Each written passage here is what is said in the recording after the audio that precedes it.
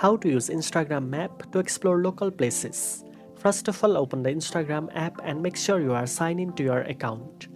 Then tap the message icon in the top right corner of the screen or from the middle of the bottom navigation bar to open your inbox. At the top of the inbox screen, you will see a map option. Tap Map to open it. If Instagram asks for location permission, allow it so the app can show nearby posts and places accurately.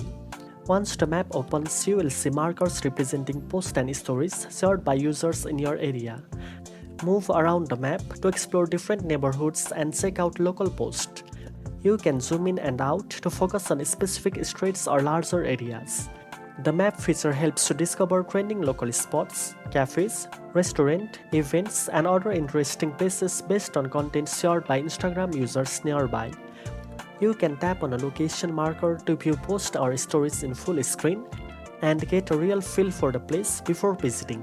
To make the most of this feature, keep your location settings enabled and pay attention to posts shared by friends or nearby users. This is a great way to explore your city, find new hangouts, or plan visits to popular locations. Now you know how to use Instagram Map to explore local places.